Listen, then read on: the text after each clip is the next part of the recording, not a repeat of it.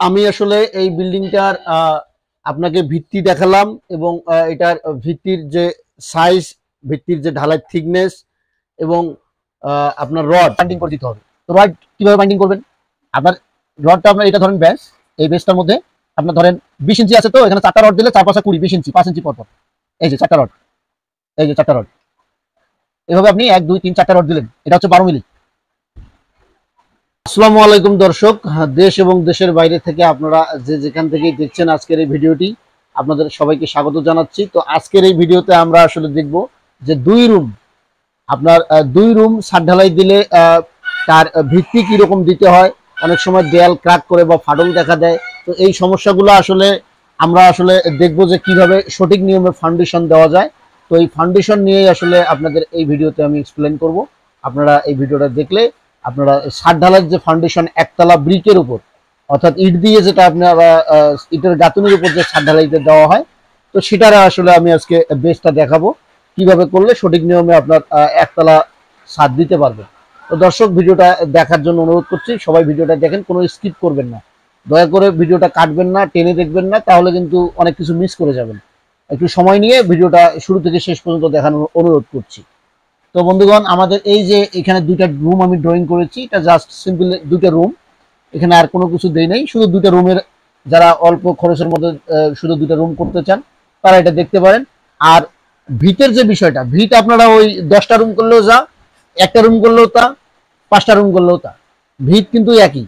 তো আমাদের এটা হচ্ছে লং, এটা হচ্ছে আপনার, এটা রুম হচ্ছে 12 ফিট, এটা 12 ফিট 12 ফিট, এটা 12 ফিট 12 ফিট, 24 ফিট রুম। তো আমাদের টোটাল লংটা হচ্ছে 24 ফিট, এটা হচ্ছে 24 ফিট, আর এদিক দিয়ে হচ্ছে 12 ফিট করে, এই প্রস্থ হচ্ছে 12 ফিট। তো প্রস্থ আমরা এখানে দিয়ে নিচ্ছি, প্রস্থটা হচ্ছে 12 ফিট, এই দিয়ে হচ্ছে 12 12 24 ফিট লং, আর উইথ হচ্ছে আপনার প্রস্থ হচ্ছে 12 ফিট।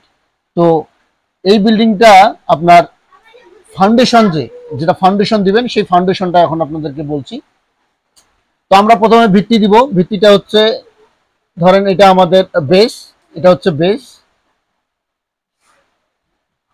এই বেসটা আমরা দেবো হচ্ছে নিম্নে, যদি ছাদ ঢালাই দেই, এটা বিল্ডিংটা আমরা যদি বিল্ডিংটাকে ছাদ ঢালাই দেই, তাহলে অবশ্যই এই বিল্ডিংটা সর্বনিম্ন 20 ইঞ্চি দিতে হবে বেসটা।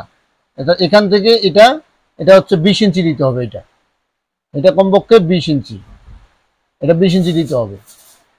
আর এই 20 ইঞ্চির মধ্যে আপনার সোলিং দিতে হবে 20 ইঞ্চি, সোলিং দিতে হবে 20 ইঞ্চি, 20 ইঞ্চি সোলিং দিতে হবে, 20 ইঞ্চি ইটের সোলিং দিতে হবে। এবং তার পূর্বে আপনার মাটিটা আপনার খনন করতে হবে। সেই মাটিটা আপনার জমি, যেখানে দেখা যাচ্ছে যে জমি আপনার একটু ভালো, সেখানে একটু কম কম দিলেও হবে। আর যেখানে দেখা যাচ্ছে জমি খারাপ, সেই জায়গায় আপনার একটু বেশি করে আপনার খনন করতে হবে, মাটির গভীরে যাইতে হবে। এটা হচ্ছে মিস্ত্রির বা ইঞ্জিনিয়ারের সাপেক্ষে তারা যেভাবে পরামর্শ দেবে সেভাবে আসলে মাটির নিচে যাইতে হবে। তো বেসটা আপনার দিতে হবে মূলত 20 ইঞ্চি, এই বেসটা এটা হচ্ছে আপনার 20 ইঞ্চি দিতে হবে কমপক্ষে।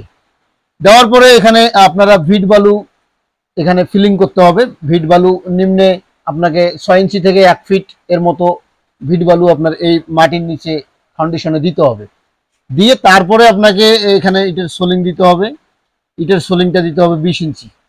এই 20 ইঞ্চি সোলিং দেওয়ার পরে আরেকটা যেটা বড় জিনিস, সেটা হচ্ছে যদি আপনি ছাদ ঢালাই দেন, সেক্ষেত্রে আমি আপনাদেরকে বলবো যে এই বেসটাতে যদি ছাদ ঢালাই আপনারা দেন, সেক্ষেত্রে এই বেজের মধ্যে আপনাকে রড 12 মিলি 4টা আপনি রড দিলেন, এই 4টা রড।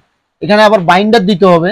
এই বাইন্ডারটা দিবেন আপনি এইভাবে, ধরেন বাইন্ডারটা যদি আপনি 10 ইঞ্চি পর দেন, এটা কোনো ব্যাপার না, 10 ইঞ্চি পর দিলেও আপনি দিতে পারেন। বাইন্ডার যদি আপনি 10 ইঞ্চি পর দেন, এইভাবে আসলে ওই সোলিংটার উপরে, বেসের উপরে যে সোলিংটা হবে, ওই সোলিং এর উপরে আপনাকে এইভাবে রড বাইন্ডিং করতে হবে 12 মিলি রড বাইন্ডিং করতে হবে। করার পরে এর উপরে আপনি এখন ঢালাইটা কত দিবেন, কাস্টিংটা, ঢালাই থিকনেসটা কত হবে। এখন ঢালাইয়ের এই থিকনেসটা, রড দিলেন, সোলিং দিলেন, তারপরে ঢালাই, এই ঢালাইটার থিকনেস কমপক্ষে আপনাকে 4 ইঞ্চি দিতে হবে মিনিমাম। 4 ইঞ্চির নিচে দেওয়া যাবে না, 4 ইঞ্চি। এবং এটার সিমেন্টের যে রেশিওটা, কংক্রিট যে রেশিওটা, ঢালাই রেশিওটা দিতে হবে 1:3।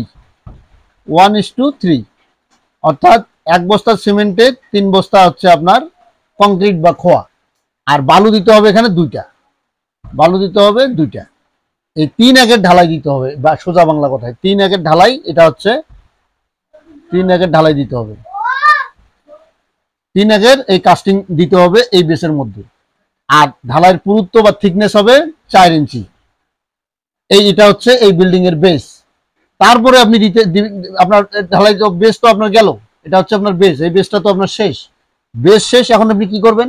এখন আপনাকে এই বেসের মধ্যেই খুব মনোযোগ দিয়ে ভিডিওটা দেখবেন। আশা করি এই ভিডিও থেকে আপনারা যারা বাড়ি ফাটলের বা ভিত্তির যেরকম যে ধরনের সমস্যায় আপনারা পড়েন, এই সমস্যাগুলো আসলে আশা করি আর হবে না। এই ভিডিও আজকে আপনারা জানতে পারবেন।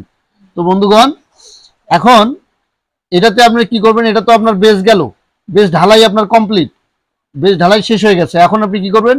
এটাতে সম্ভবত বলেছি মনে হয়, যাই হোক, এটা 12 mm দিতে হবে কিন্তু। আর এই বিল্ডিং এর আপনার খরচ সহ, এইরকম বিল্ডিং আসলে আপনারা অনেকেই প্রশ্ন করেন, বিভিন্ন ধরনের প্রশ্ন করেন। তো আপনার এই বিল্ডিং এর ভিত্তি নিয়ে আজকের এই ভিডিওটা কেমন লাগলো অবশ্যই কমেন্ট করে জানাবেন। এবং আপনাদের যদি আরো কোনো মতামত থাকে বা আরো কোনো বিষয়ে খরচ সহ বা অন্যান্য আনুষঙ্গিক যে বিষয়গুলো, সেগুলো নিয়ে যদি আপনাদের কোনো মনে প্রশ্ন জেগে থাকে, অবশ্যই কমেন্ট বক্সে কমেন্ট করে জানাবেন। আমি আপনাদেরকে অ্যান্সার দেওয়ার চেষ্টা করব।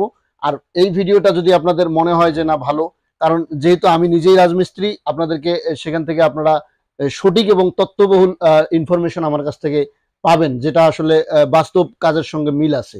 কারণ আমি খাতা কলমে ইঞ্জিনিয়ার না, আমি কিন্তু মিস্ত্রি। তো আমি আপনাদেরকে সবসময় ভালো পরামর্শ দেওয়ার চেষ্টা করব আমার বাস্তব কাজের অভিজ্ঞতা থেকে। তো বন্ধুগণ, ভিডিওটি কেমন লাগলো অবশ্যই কমেন্ট করে জানাবেন, আর বন্ধুদের মাঝে শেয়ার করে দিবেন। এই ভিডিওটা অনেকের হেল্প হতে পারে। আর আমার চ্যানেলে নতুন নতুন বিল্ডিং কনস্ট্রাকশন রিলেটেড ভিডিও পেতে অবশ্যই চ্যানেলটা সাবস্ক্রাইব করবেন, যাতে আমার পরবর্তীতে আমার যে ভিডিও সেটা আপনারা পান। তো ভালো থাকবেন, ধন্যবাদ, আসসালামু আলাইকুম।